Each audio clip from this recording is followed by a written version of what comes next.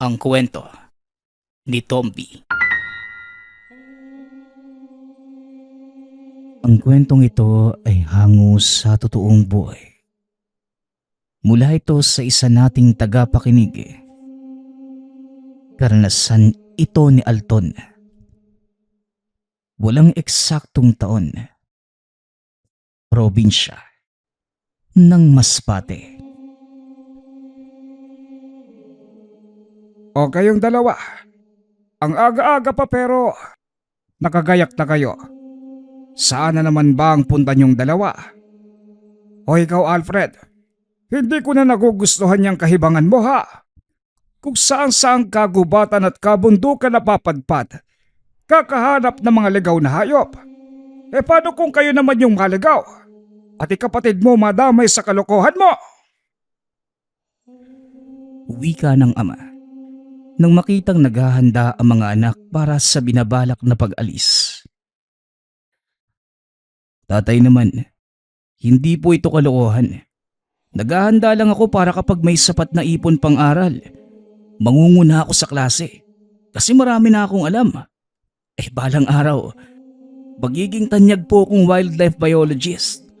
Kaya tatay, suportahan mo na lang po ako rito sa halip na pigilan. Tugon ng panganay na anak na si Alfred. Suportahan mo mukha mo. Kung gusto mo lang namang ungusan yung magiging kaklase mo kapag nakapag-aral ka na, bakit hindi ka manghiram ng libro sa mga taong ganyan ang inaaral? Magbasa ka at aralin ang mga nakasulat sa libro. Hindi yung nagpupunta kung saan-saan para maghanap ng mga ligaw na hayo. Hindi ka pa nakatungtong sa kursong yan. Kaya wag na muna ang ganyang bagay. Tignan mo nga yung bunsong kapatid mo na iimpluwensyahan sa kahibangan mo. Pati butiki rito sa bahay, pinag-aaralan na. Tatay naman, hindi ho sapat na magbasa lang. Mas mainam na gawin sa aktwal para madama ang inaaral. Mag-iingat naman kami ni Alton Sa kabalang araw, magbubunga na maganda yung lahat ng tutay. Magtiwala lang kayo sa akin. Muling wika ng binata. Napakamot na lamang sa ulo ang ama. Hindi na balak pang kumontra dahil walang magagawa. Kung kagustuhan ng panganay ang pag-uusapan, hindi niya ito mapipigilan. Nakukumbinsi siya nito sa sariling pamamaraan. Pinanood na lamang ang dalawang anak na nag-iimpake ng mga kagamitan. Luluwas ang mga ito sa kabilang lugar para maghanap ng mapag-aaralang hayop doon sa kabundukan. Sigurado ba talaga kayong dalawa, Alfred? Ang kapatid mo ha, huwag mong pababayaan. Baka maaliw ka sa mga hayop doon. Tapos hindi mo mabantayan yung kapatid mo. Malalagot ka talaga sa akin. Mag-iingat kayo mga anak ha. Marami pa namang katutubo roon. Hindi natin alam kung ano ang takbo ng isipan. Paalala ni Tatay Gudong. Ako na po ang bahala, tatay. Magkita-kita na lang po tayo sa Makalawa. Asahan yung marami akong kaalaman sa pag-uwi. Tara na, Alton. Naiinip na si Mang Mitoy. Kakahintay sa atin. Tay, aalis na ho kami. Wika ni Alfred. Hinatid sila ni Mang Mitoy gamit ang lumang modelo ng sasakyan na nabili sa talyer. Maayos pa naman ang takbo kahit maingay ang makina. Ibinaba sila sa paanan ng bundok makalipas ang mahabang oras na pagbiyahe. Kayo dalawa. Parang nahihibang na sa gawain yan ah. Kung saan na kayo nakakarating, hindi ba kayo natatakot? Lalo ka na, Alfred. Ano bang pumapasok sa isipan mo para maghanap ng kung ano-anong hayop? Hindi ka na ba tutuloy sa kolehiyo ngayong taon? Hindi ba? Ano nga ulit yung tawag sa kurso na may pagganito? Tanong ni Mang Mitoy. Wildlife biologist po. Nangongolekta lang ako ng kaalaman sa ngayon habang nag-iipon ng pang-enroll. Hindi naman po nakakatakot, Manong eh. Sa katunayan, nakakaaliw nga. Subukan niyo pong sumama para alam niyo yung pakiramdam. Tugon ni Alfred. Ay nako, ayoko. Lalo na kung sa loob ng kabundukang yan. Muling wika ng matanda. Makikitaan ng takot ang mukha nito. Bakit naman po? Marami po bang ligaw na hayop sa loob? Kung ganun, mas mabuti. Magiging masaya to. Masaya ba ka mo? Tignan na lang natin kung masisiyahan ka kapag nalaman mo kung ano ang meron sa kabundukang yan. Malawak ang kagubatan at hindi lang ligaw na hayop ang nasa loob. May mas mabangis pa. Alfred, ikaw mismo may kagustuhang pumunta riyan. Kaya ito lang ang masasabi ko sa iyo. Mag-ingat kayong dalawa. O siya, bauna na ako.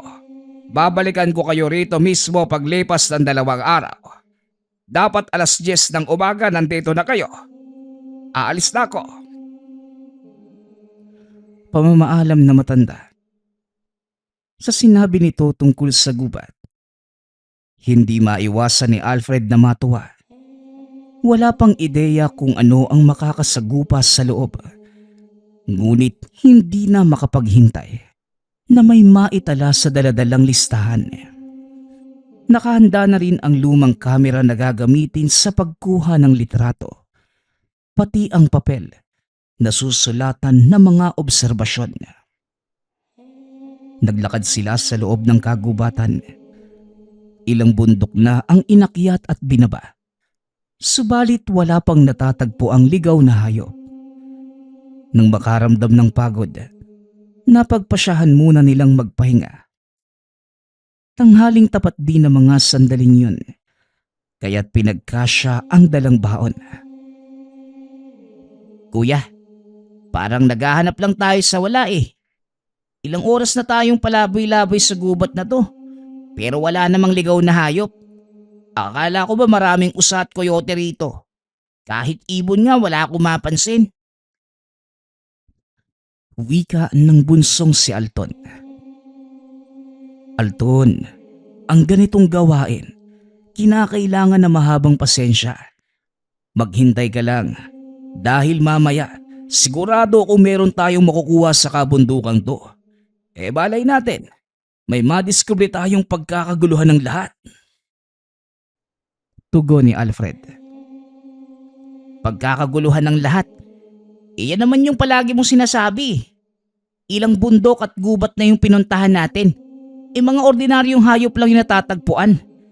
Tapos dito, mukhang wala pa tayo mapapala. Ay nako, ikaw naman masyado kang mainipin eh. Kalmahan mo lang, Alton. Matuto kang maghintay. Dahil dyan lumalabas ang magandang resulta. Muling wika ni Alfred. Nakangiti pa ito habang hinahanda ang kamera at iba pang mga kagamitan.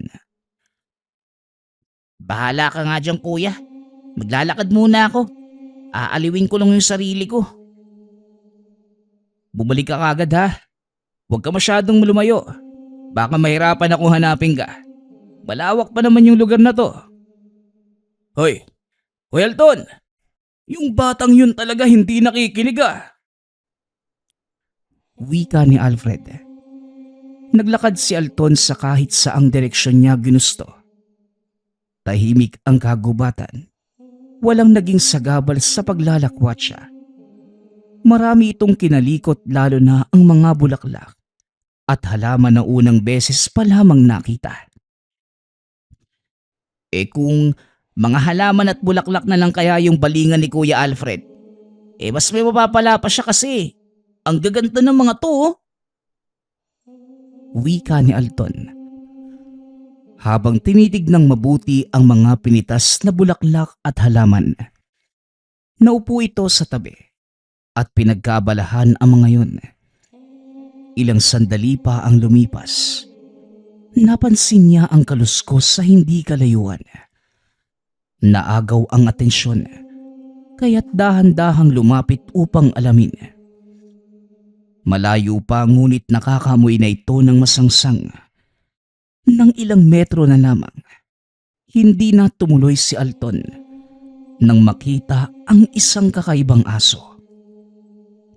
Mas malaki ito kumpara sa asong kalye. Nanlilisik ang mga mata. Nakalabas ang mga pangil. Naglalaway. Nakatayo ang buntot pati na ang mga tenga. Umaangil at nakahandang umatake anumang oras. Hindi na hinintay ni Alton na kumilos ito. Kumaripas na siya ng takbo pabalik sa direksyon ng kapatid. Kuya! Kuya! May kakaibang aso roon. Kakaiba siya na parang hindi normal. Parang... Basta, hindi ko mailarawan. Nakakatakot yung itsura niya, kuya. Wika ni Alton. Kakaiba? Aba, ayos yan ah. San mo nakita, Alton? Puntahan natin. Baka ibang uri ng aso yung natuklasan mo. Magiging big time pa tayo nito. Tugon ni Alfred. Dali-daling inihanda ang mga kamera para makakuha ng litrato. Kuya, sira ulo ka ba? Parang ang halimaw tapos pupuntahan mo pa. Kuya Alfred naman, hindi na maganda yung kutob ko sa lugar na to. Yun palang aso eh, masama na yung pakiramdam ko. Umuwi na lang tayo. Alton, normal lang yung mabigla o magulat kapag nakakita ng bagay na kakaiba. Kumpara sa araw-araw mong nakasanayan, malay natin, ibang klase ng aso yon. Tara na, nasan ba yung daan? Bahala ka nga kuya. Tama nga talaga si tatay. Nahihibang ka na nga. Ilalamon ka na ng sistema sa ginagawa mo. Pati nakakatakot na nilalang, binabalak mo pang kunan ng litrato. Alton, kung makapagsalita ka parang ako yung bunso sa atin ah. Naninigaw ka pa ngayon. Masyado kang madrama sa tuwing nakakakita ka ng kakaiba sa mata.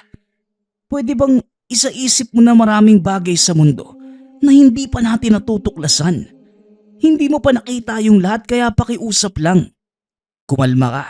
Masyado kang madrama eh. Wika ni Alfred. Dahil sa inis, iniwanan nito si Alton. Dumiretso sa itinuturo nitong lugar kung saan nakita ang sinabing aso. Pagkarating doon, hindi na nakausad nang makita itong nakaabang. Katulad ng kapatid, napakaripas din ito ng takbo dahil sa takot. Alton, takbo! Dalian mo! Tumakbo ka na! Lintik na to, halimaw nga! Wika ni Alfred. Nag-unahan sila sa pagtakbo. Dire-diretso walang lingon. Hindi nila alam kung saang bahagi ng kabundukan napadpad. Ilang minuto silang ganun. Tumigil lamang nang mapansing wala na ang aso. Sabi ko naman sa'yo kuya eh, ayaw mo pang maniwala. Tignan mo, muntikan pa tayong mapatay ng mabangis na hayop na yun. Wika ni Alton. Tama ka nga. Kakaiba nga yun pero anong klase naman? Alam kong maraming breed ng aso pero parang hindi yata normal yung isang yun. Hindi ba? Tanong ni Alfred. Naguguluhan ng dalawa habang iniisip ang nakita. Nang mga sandaling to, wala na silang tiwala sa paligid. Nako, malapit nang lumubog ang araw. Kailangan maghanap tayo ng pansamantalang matutuluyan. Tumayo ka na dyan, Alton.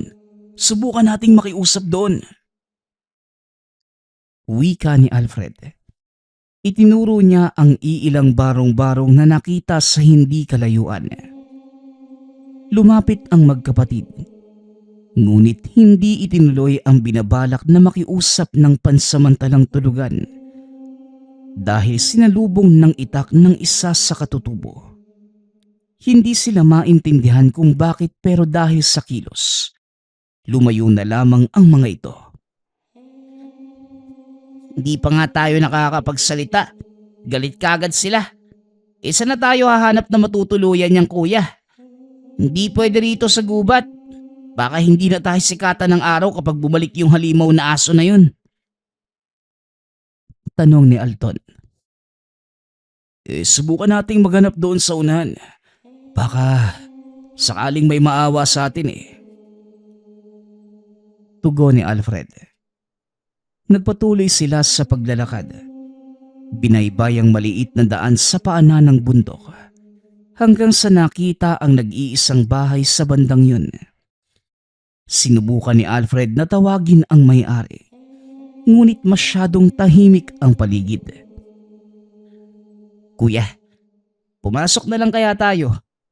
Parang wala namang kasing tao eh. Paggabi na baka masundan pa tayo ng aso. Mungkahi ni Alton. Hoy Alton, hindi pwedeng basta nalang pasukin ang bahay. Maghintay na lang kaya tayo dito sa labas. Baka mamaya, uuwi din yung may-ari. Mapagkamalan pa tayong magnanakaw. Tugon ni Alfred. Naghintay na naghintay ang dalawa hanggang sa sumapit na ang gabi.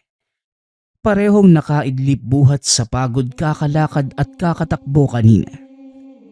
Nagising lamang nang mapansin ang presensya sa harapan. Kagad nagsitayo. Pagkakita sa isang matandang galit habang may hawak pa ng itak. At sino naman kayong dalawa? Anong ginagawa niyo sa tahanan ko? May binabala kayo ano? Wika ng matandang lalaki habang nakatutok sa kanila ang hawak na patalim. Manong, kumalma lang po kayo. Hindi kami masamang tao. Sa katunayan, hinihintay talaga namin kayo eh. Ako nga po pala si Alfred. Ito naman po si Alton, kapatid ko. Makikiusap lang sana kung pwede bang makituloy muna sa inyo eh. Aalis din naman kami bukas ng umaga. Tulugan lang talaga yung kailangan namin ngayong gabi. Pagpapaliwanag ni Alfred. Ay nako, may naligaw na naman. Ang tigas ng ulo ng mga tao ngayon. Hindi. Maghanap kayo ng iba. Hindi ako tumatanggap ng kahit na sino. Tugon ng matanda. Lagot na. Saan na tayo nito kuya? Sabi ko na nga ba hindi magiging maganda yung paglalakbay na to eh. Bakit ba kasi naisipan mong 2 araw tayo rito? Dati naman, umuwi naman kagad tayo pagsapit ng hapon eh. Wika ni Alton. Alton, pwede bang wag mo kong sisihin? Oo na, kasalanan ko. Pero wala namang nakakaalam na mangyayari yung ganito. Kung alam ko lang, hindi na tayo tutuloy. Tugon ni Alfred. Muling kinumbinsi ng binata ang matanda. Hindi na nila naisipang lumakad dahil masyadong madilim ang paligid. Natatakot din sa ideyang muling makasalubong ang aso kanina. Ilang oras na ang lumipas ngunit hindi sila pinapapasok. Manong, meron ho kaming pagkain dito. Mukhang palis na yata yung kinakain nyo eh. Meron ditong tinapay. May kape ako. Tapos adobong manok. Papasukin nyo na ho kami, Manong. Pagmamakaawa ni Alfred. Sinubukan niya itong palambutin gamit ang pagkain. Napansin niyang nangangamoy na ang kinakain ito. Bukas ang bintana kung saan nakaharap sa lamesa. Kaya kitang-kita ngunit hindi bumigay ang matanda. Hanggang sa napagod na lamang kakakumbinsi si Alfred. Kahit anong gawin niya, ayaw pa rin silang patuluyin. Ang ginawa na lamang ay naglatag ng tela sa tabi ng tahanan at doon nahiga. Kuya, sigurado ka ba dito? Kahit may kasama mga taga rito, nakakabahala pa rin kasi nasa labas lang tayo eh. Paano kung biglang umatake yung asong halimaw? Madali tayong malalapa talaga. Wika ni Alton. Kung sakaling lilitaw man yung halimaw na yun, sigurado kung hindi tayo pababayaan na matandang yan. Sa tindig niya, pakiramdam ko siya yung tipo na hindi babaliwalain yung mangyayari sa paligid eh. Parang sanay rin siyang humawak ng patalim kaya ligtas tayo dito, Alton. Tugon ni Alfred. Ang totoo, hindi niya sigurado ang sinasabi. Ngunit dahil wala nang ibang mapupuntahan, ito na lamang ang inisip. Kanya-kanya sila sa pagtalukbong ng kumot dahil maginaw ang paligid ng mga oras na yun. Hanggang sa ilang oras pa ang lumipas, damang-dama na ni Alton na merong umaaligid sa kanila. Pinagpapawisan ito ng malamig. Hindi makakilos sa kinalalagyan nang madinig ang eksaktong pag-angil ng asong halimaw kanina. Gusto mang kalabitin ang katabing kapatid, ngunit hindi magawa dahil natatakot kumilos. Hindi nagtagal napansin na lamang na may gumagalaw sa paanan. Nandahan-dahang tignan bumungad ang isang aswang. Dito na siya nakasigaw. Naalimpungatan si Alfred at kagaya nito, napasigaw na rin. Dali-dali nilang pinigilan ang akma nitong pagkagat. Dumampot ng kahoy sa tabi si Alfred. Walang tigil na pinaghampas ang aswang. Napuruhan niya ito sa muka, ngunit hindi pa rin tumigil sa pag-atake. Ano ba namang buhay to, kuya? Kanina asong halimaw lang, tapos ngayon aswang na talaga. Paano na to, kuya? Tanong ni Alton. Basta wag kang lalayo sa akin, Alton. Dumampot ka na rin ng kung anong makita mo. Sabay nating bubugbugin yung isang yan. Wika ni Alfred. Nang makatsyempo ang magkapatid, sabay nilang hinampas ang aswang. Ngunit pareho lamang ding tumilapon. Natigilan matapos magtamo ng sugat sa iba't ibang bahagi ng katawan. Patuloy silang pinagkakalmot ng aswang.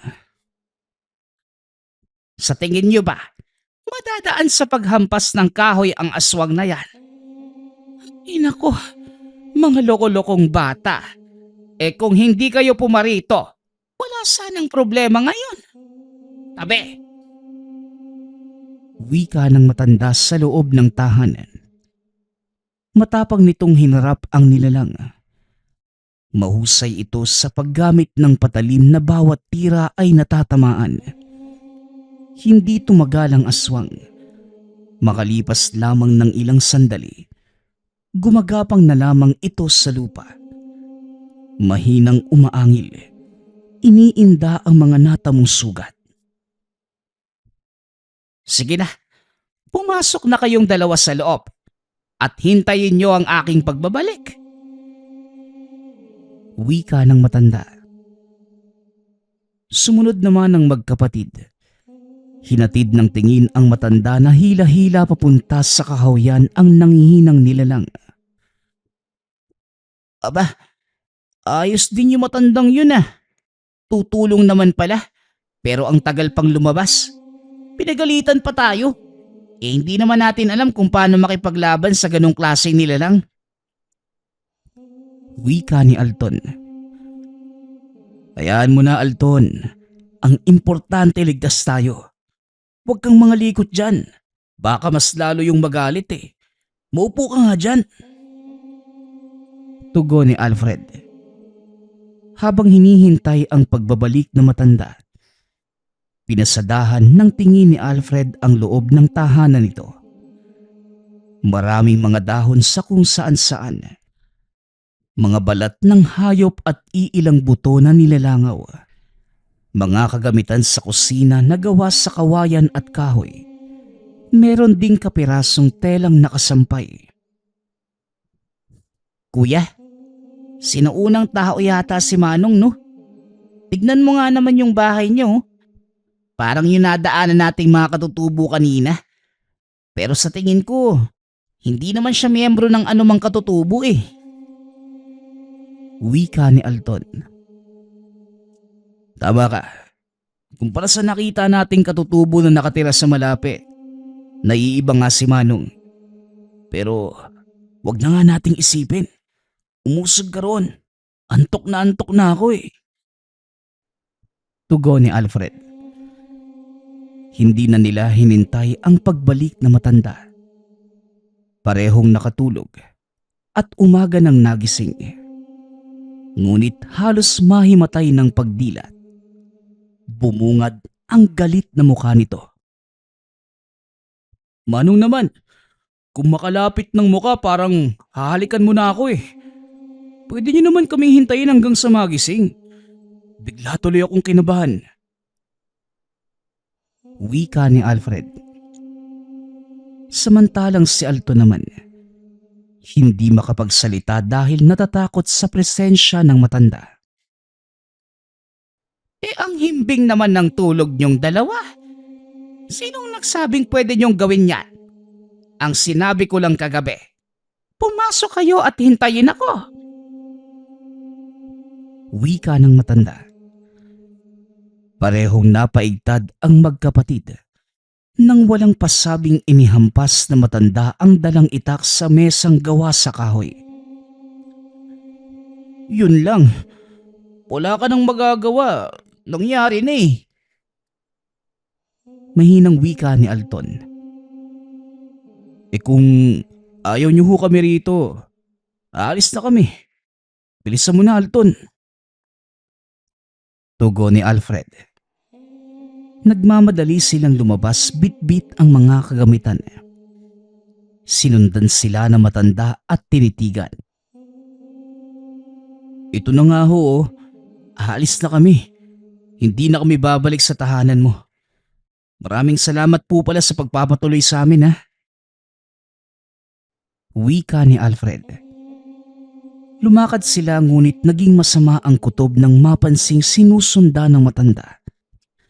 May bit-bit pa rin itong itak at hindi maganda ang titig sa kanila. Kuya, paano kung binabalak na matandang yan na patayin tayo? Tignan mo, nakasunod pa rin.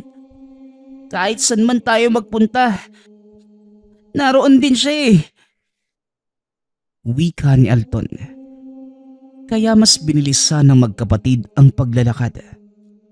Kung saan-saang bahagi ng kagubatan nakakarating para lamang takasan ang matanda. Ngunit nakakasunod pa rin. Nang hindi na matahimik ang kalooban ni Alfred, naglakas loob na itong tanungin ang matanda. Manong, bakit niyo ho ba kami sinusundan? May problema po ba kayo sa amin? Aalis na nga po kami. Hindi ka na namin guguluhin. Pasensya na ho kung nagambala namin yung buhay mo. Aalis na ho talaga kami sa lugar na ito. Wika ni Alfred. Ngunit nakasunod pa rin ang matanda saang direksyon man sila magpunta. Kabadong-kabado ang dalawa ng mga sandaling yun. Dumadampot na mga bagay-bagay para magamit bilang panlaban. Sinubukan namang kuhanan ni Alfred ng litrato ang matanda para maging ebidensya kung sakali, pero bigla itong hindi gumana. Ilang ulit mo kasing naapakan yan kagabi noong silalakay tayo ng halimaw eh. Bilisan na lang natin yung paglalakad, kuya. Dalian mo na. Wika ni Alton. Matagumpay namang nakalayo ang magkapatid. Nakahinga nang hindi makita ang matanda. Nagpahinga na rin muna habang inaalala ang dinaanan paalis ng kabundukan. Sa layo at dami ng direksyong sinuong natin, maaalala mo pa kaya yun, kuya? Sa tingin ko nga, parang nasa pinakahuling bahagi na tayo ng mundo eh. Nakakabingi yung katahimikan dito. Nakakakilabot. Wala nang ang araw na makita sa kapal ng mga dahon. Tapos, ang lalaki pa ng mga puno. Wika ni Alton. Huwag kang mag-alala, Alton. Makakaalis tayo rito. Ayaw ko mabulok sa lugar na to, no? Baka mamaya magpakita pa yung asong halimaw. Tugon ni Alfred. Hanggang sa ilang sandali pa, lumitaw ang pinag-uusapan nilang nilalang. Nataranta ang magkapatid na magtakbuhan. Naghahanap na matataguan, ngunit bago yon mangyari, nagulat na lamang nang umangil ang nilalang. Paglingon niya, nakita nito ang matanda. Duguan ang hawak na itak. Nakabulagta na rin ang nilalang. Aalis pero nandito pa rin kayo. Hindi magtatagal. Magiging libingan yung dalawa ang bundok na ito. Sige na. Bilisan na ninyong maglakad. Sundan niyo ako. Wika ng matanda. Naguguluhan ang magkapatid na mga sandaling yun. Ngunit sa takot na meron pang makasalubong na nilalang, sumunod na lamang sila sa matanda. Bumalik sila sa tahanan nito. Hindi sila kinausap. Tahimik lamang din ang dalawa sa sulok. Hanggang sa sumapit ang gabi, dito na nagkaroon ng pagkakataong mag-usap. Hindi nagpakilala ang matanda, ngunit nagbanggit ito ng iilang detalye sa buhay. Mas mabuti nang hindi niyo ako makilala. Aalis din naman kayo bukas. Hindi ko pa alam anong pumasok sa isip niyong dalawa para pumarito ng walang sapat na dalang pangontra. Hindi lamang mga ligaw na hayop ang nandito sa lugar. Hindi lang mga katutubong mahirap pakisamahan. Meron pang mas mabangis na kayang pumatay ng buhay. Ang asong nakikita nyo ay isang aswang. Kung gusto nyong malaman kung gaano katotoo ang aking sinasabi, sa susunod na makita nyo ito, yumuko kayo at tignan sa pagitan ng inyong mga hita. Makikita nyo ang tunay na anyo ng nilalang. Wika nito. Manong, kung ganun bakit po pinili niyong tumira dito? Saka parang hindi ka naman po nabibilang sa mga katutubo Sa kilos, pananamit, at pananalita na iiba na sa kanila. Napadpad lang din po ba kayo sa lugar na ito? Tanong ni Alfred. Oo, maraming taon na ang nakalipas noong may nangyari sa aking pamilya. Isa kong manunugis ng aswang. Pero dumating sa puntong ako ang tinugis ng mga nilalang. Inubos ang aking pamilya. Hindi ako tinigilan kaya napagpasyahan kong lumayo at mamuhay sa lugar na ganito. Kahit dito meron pa ring pupuksain. Tugon ng matanda. Kapag po ba isang manunugis ng aswang, hindi nasusugatan? Nakita ko po kasi kung paano kayo inatake ng aswang kagabi. Pero wala naman kayong sugat kahit galos man lang. Oo, kapag meron kang anting-anting o mutya o medalyon, ito ang mga bagay na magpoprotekta sa isang manunugis. Isang halimbawa ang tangan kong ito. Ang mutya ng batoo mo. Sagot na matanda sabay turo sa palawit ng kwintas. O siya, masyado na kayong maraming nalalaman tungkol sa akin. Hanggang dito na lamang. Maghanda na kayo sa pagtulog. Bukas na bukas kailangan makalis na kayo bago pa may mangyaring masama. Dagdag na matanda. Pinutol nito ang usapan dahil ayaw nang magbahagi ng tungkol sa buhay. Makalipas ang ilang sandali, naalimpungatan si Alfred nang biglang makaramdam ng kakaiba sa paligid. Merong mga kaluskos mula sa labas. Sa pagtataka, sumilip ang binata at nakita ang asong halimaw. Naalala niya naman ang sinabi ng matanda kanina. Yumuko ang binata. Tinignan ito sa pagitan ng mga hita. Pagkatapos nito, hindi siya halos makakilos pagkakita sa tunay na anyo ng nilalang. Ilang sandali pa ang lumipas, nagising ang matanda. Dumiretso ito sa labas para hamunin ang nilalang.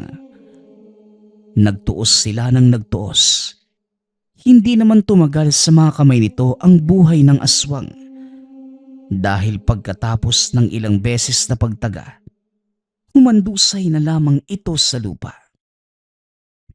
Gulat namang nakatingin sina Alfred at Alton dahil dahan-dahang bumalik sa pagiging tao ang hubog ng halimaw. Hindi nga lang mamukaan dahil sa sobrang itim ng balat at dugo sa katawan. Kagaya ng una nitong ginawa, umalis itong hila-hila ang bangkay ng nilalang. Naghintay lamang ang magkapatid sa pagbabalik nito. Alam mo kuya, mainam na rin na kay Manong tayo napadpad. Kasi sa kabila ng pagsalakay ng mga aswang, nariyan siya para protektahan tayo. Bihira nga yung mga taong isusugal yung buhay nila sa pakikipaglaban sa aswang para lang sa mga bisitang hindi naman kaano-ano. Pero parang ayaw ko nang sumama sa'yo sa susunod kuya. Wika ni Alton. Napabuntong hininga na lamang si Alfred. Sa puntong ito, nagbago ang takbo ng isip dahil sa mga nangyari. Lumipas ang ilang oras. Bumalik na ang matanda. Madaling araw na rin at sisikat na ang araw maya-maya. Manong, matagal po kayo nakabalik Ano po bang ginagawa niyo sa katawan ng aswang? Tanong ni Alfred. Bagay na nararapat gawin sa bangkay ng isang nilalang. Aalis na kayo ngayon, hindi ba? Mas mabuting maghanda na lamang kayo para sa pagsikat ng araw. Lalakad na. Ayokong magtagal pa kayong dalawa rito. Hindi ko gusto ng maraming iisipin. Tugon ng matanda, sabay talikod sa magkapatid. Hindi na nila nakausap hanggang sa sumapit ang oras ng pag-alis. Ito ang naghatid sa kanila sa lugar kung saan aabangan si Mang Mitoy. Manong, maraming salamat ho Pasensya na rin po kung naistorbo namin kayo. Siya nga pala, ayaw niyo po bang magpakilala kahit pangalan man lang? Tanong ni Alfred. Malinaw ang sinabi ko sa iyo, iho. Mas mabuti nang hindi niyo ko kilala. Tipid nitong sagot at saka umalis sa harapan nila. Napabuntong hininga na lamang si Alfred. Ilang oras pa ang kanilang hinantay bago dumating si Mang Mitoy. Kagad silang sumakay at umalis na sa lugar. Tahimik sila buong biyahe. Hindi pa rin lubos na makapaniwala sa sinapit doon sa kabundukan. Pagkarating sa tahanan, nakapag-isip si Alfred na ititigil na ang pagpunta sa mga lugar para maghanap ng hayop na pag-aaralan. Sinunod nito ang sinabi ng ama na aralin na lamang ang nakasulat sa mga libro. Nagtanda na ito sa mga nangyari. Dala pa rin ni Alfred ang takot magpasa hanggang ngayon. Naging palaisipan sa kanya ang totoong katauhan na matanda. Hindi man niya kilala, ngunit nararamdamang meron itong kabutihan sa puso. Kahit isa itong manunugis at tungkulin ang pagpuksa sa mga aswang. Bibihira pa rin ang merong handang tumulong sa mga taong hindi kaano-ano. Dayo lamang sila sa lugar.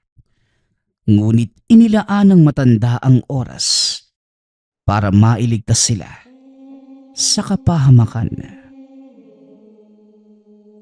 Ang susunod nating kwento ay mula sa isa nating tagapakinig. Karanasan ito ni Dante. Walang eksaktong taon. Probinsya ng Zamboanga. ng mga sandaling ito. Laganap ang krimen sa bayan. Maraming nakawan, pang-aabuso at iba pang araw-araw mong mababalitaan doon. Ngunit nagbago ang lahat nang maupo ang pulis na si Dante. Damang-dama kagad ng bayan ang pagbagsak ng krimen sa kanilang lugar. Dahil sa tapang, angking galing, mabuting puso at tapat na pagseserbisyo, nakuha niya ang respeto ng mga mamamayan. Ibinuhos naman ni Dante ang oras at panahon sa pagsisilbi sa lugar. Dahil dito ay hindi na siya nag-asawa o bumuo ng sariling pamilya. Isang araw, habang may hinahabol si Dante na isang kriminal, merong batang tumulong sa kanya at tuluyan niya itong nahuli. Nalaman naman ni Dante, ang pangalan ng bata ay Jonas. Naulila na ito matapos siyang abandonahin ng mga magulang. Nakita ni Dante ang kaawa-awang lagay nito, kaya naman napagpasyahan niyang kupkupin na lamang at ituring na sariling anak. Habang tumatanda, nakikita ni Jonas ang kabutihan at katapangan ng bagong ama. Dahil doon, napagpasyahan din ng binatang maging pulis, katulad ng ama-amahan, at tunungan itong protektahan ang bayan, katulad ng pagprotekta ni Dante sa kanya. Nakapagtapos ng kolehiyo si Jonas, naging ganap na pulis katulad ni Dante. Lumipas ang panahon, unti-unti na ring nasanay si Jonas sa trabaho. Kasama niya ang ama sa pagroronda sa bayan upang siguraduhin ang kapayapaan ng bayan. Bagamat payapa, hindi pa rin maiiwasan ang krimen. Nakainkwentro na sila ng kasong pagnanakaw, panghahalay, pagpaslang at iba pa. Kagad namang nabibigyan ng hustisya ang mga krimen sa tulong nila Dante at grupo ng kapulisan. Kaya naman ang merong tumawag sa kanila upang manghingi ng tulong ay hindi na bahala si Jonas. Ngunit hindi niya alam na ito na pala ang makakapagpabago sa kanyang buhay. Tay, meron hong tumawag sa kabilang barangay. Kung pwede daw po, bilisan natin. 3 bangkay na po yun natagpuan. O sige na, dali mo na mga gamit at pupunta tayo roon. Tugon ng ama. Nang makarating ang dalawa sa lugar, naroon na ang ilan sa mga kasamahan. Mukhang normal na kasong pagpaslang ito. Iimbestigahan pa namin ang lugar. Pero sa ngayon, kayo na muna Dante ang bahala sa saksi ha. Wika ng kaibigan at katrabaho. Si Marcus, sabay turo sa isang babae. Tuliro ito at kung ano-ano ang pinagsasasabi. O sige Marcus, gawin ang bahala. Tara na Jonas, kunin mo na yung saksi at dadalhin natin siya sa istasyon. Utos ng ama. Dali-dali silang umalis sa lugar. Pagkarating sa istasyon, sinabi ng babae na kinabukasan na lamang siya makikipag-usap dahil hindi pa niya tanggap ang nangyari sa mga kaibigan. Kinabukasan ng umaga, pumasok na sa isang silid si Dante at ang babae. Kumuha si Jonas ng papel upang maging saksi sa pag-uusap ng dalawa. Una sa lahat, alam kong sariwa pa sa mga alaala mo ang pangyayari at alam ko rin gusto mong mabigyan ng hustisya ang mga kasama mo. Pero para makuha natin yung hustisyang yan, kailangan namin ng kooperasyon mo. Ano nga palang pangalan mo, Iha? Bea ho. Mahinang sagot nito. Maraming salamat sa operasyon mo, Bea. Pwede mo bang sabihin sa amin kung ano bang nangyari? Saan ba kayo galing? At bakit sila napaslang? O meron ka bang ideya kung sino ang pumatay sa kanila? Chief, napakabilis po ng mga pangyayari. Kasama ko ho silang tatlo. Mga kaibigan ko. Nag-uusap lang kami nang merong lalaking lumapit sa amin. Sobrang bilis po ng pangyayari. Nagulat na lang kami nang bigla niyang atakihin yung isa sa mga kaibigan ko. Nagtakbuhan na kaming lahat hanggang sa ako na lang yung natira. Bigla na lang nawala yung lalaki. Sigurado kong aswang ho yun. Pagpapaliwanag ni Bea, nagpatuloy pa ito sa pagsasalaysay at pagsagot ng mga katanungan ni Dante. Ngunit habang tumatagal, may napapansin silang kakaiba. Tuwing tinatanong ni Dante ang pagkakakilanlan ng tatlong kaibigan ni Bea, iniiba nito ang direksyon ng usapan. Bukod rito, napapansin din nila na habang tumatagal, parang nagiging agresibo ang babae sa pagsasalita.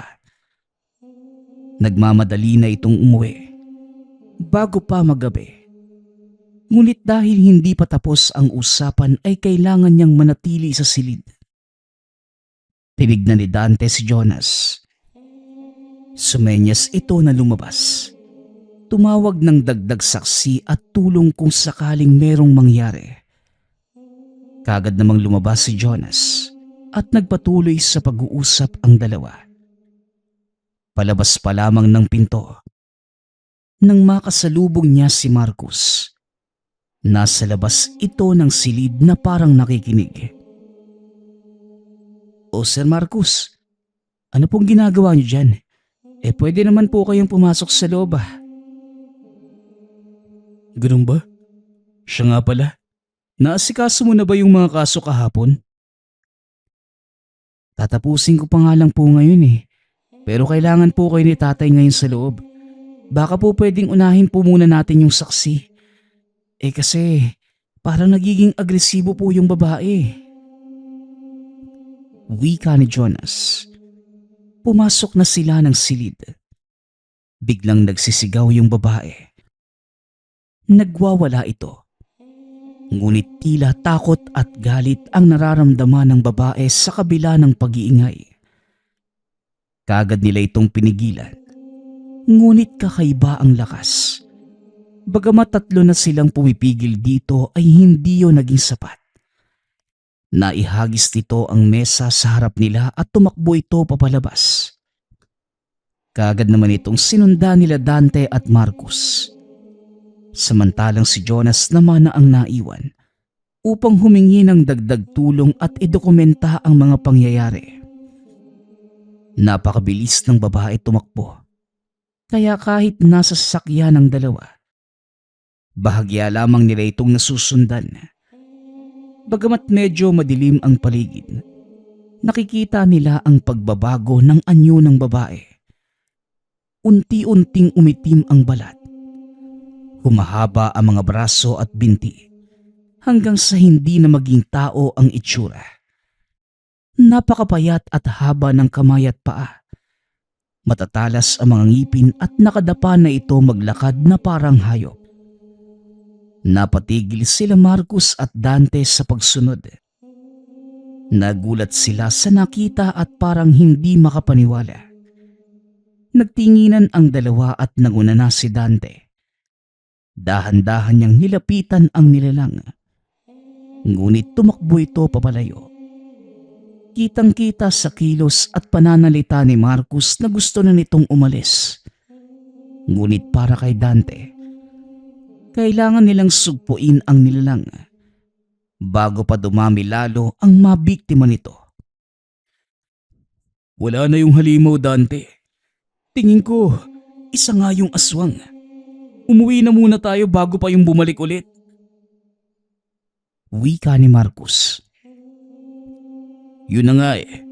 Baka bumalik yung aswang at mas dumami pa lalo yung mga biktima niya. Kaya pala hindi niya mabanggit kung anong pangalan ng mga kaibigan niya. Mga biktima lang pala niya yun. Tugon ni Dante. Nagpatuloy ito sa paghanap. Makalipas ang ilang sandali, nahanap na nila ang aswang.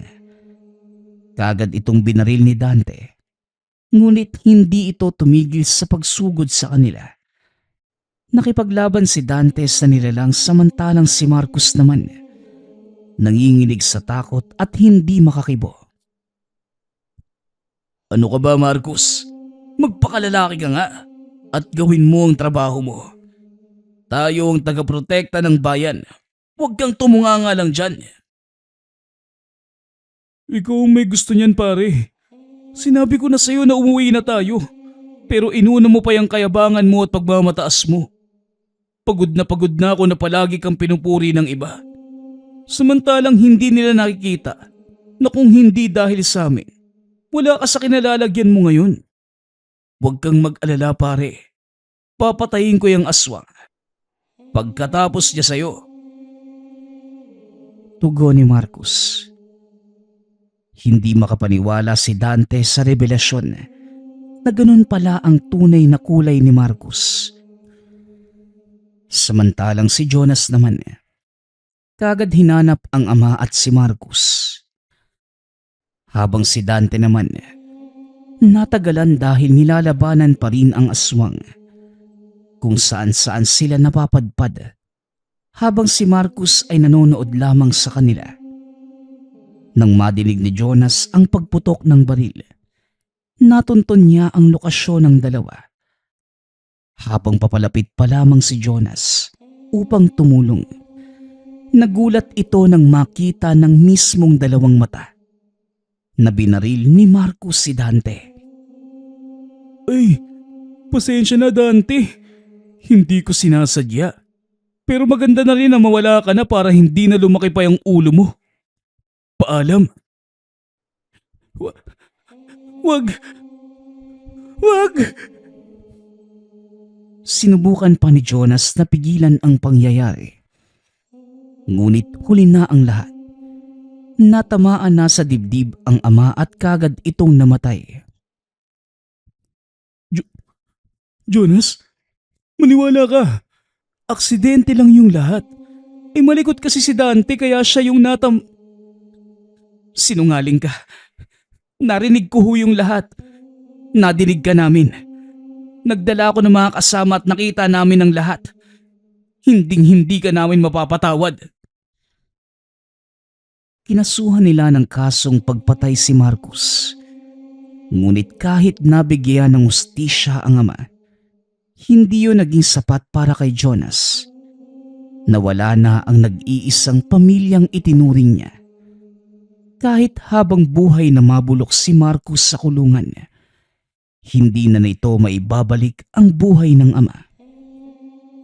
Lumipas ang panahon. Si Jonas ang naging pinuno ng kapulisan katulad ng ama. Ginampanan niya na mabuti ang responsibilidad. Katulad ng ama ay tapat niyang pinaglingkuran ang bayan. Kahit na namatay na ang ama, hindi hinayaan ni Jonas na mamatay ang alaala nito, pati na rin ang mabuting impluwensya sa bayan.